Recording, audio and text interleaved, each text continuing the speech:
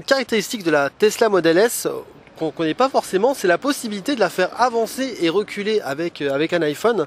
Alors ça, Jacques va nous faire une démonstration. Déjà, à quoi ça sert finalement cette option?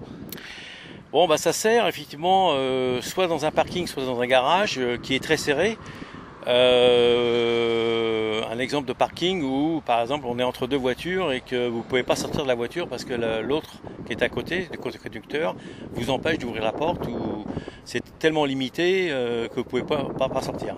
Donc ça permet effectivement d'être, si on veut se garer dans une place très serrée, de sortir du véhicule avant de la garer, de fermer la porte et de garer la voiture avec le smartphone.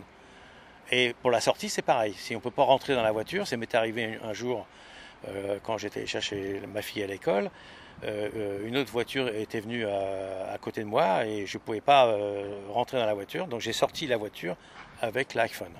Et après, j'ai pu la prendre. Donc là, je vais vous montrer par exemple. Alors, il faut que je reconnecte. Il faut que, bien sûr, l'iPhone soit connecté à la voiture. Hein. Voilà, j'ai pas l'info là. Ah si, ça y est. Bon, alors là, je vais l'avancer.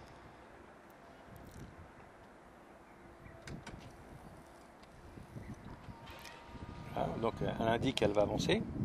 Donc je l'avance.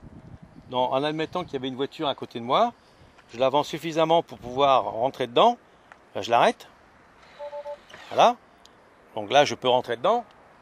Voilà. Et puis voilà.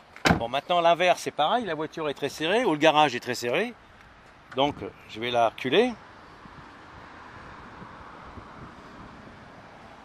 Donc tout ça, c'est toujours piloté avec le smartphone de Jacques, hein, donc Oui. il peut paramétrer à distance en fait la distance maximale d'avancée et de recul de la voiture, sachant que le maximum c'est 12 mètres, hein, il me semble. 12 mètres. 12 mètres à l'avant, 12 mètres à l'arrière.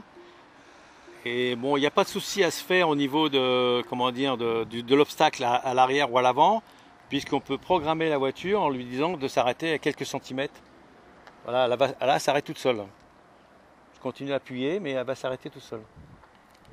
Voilà. C'est bluffant.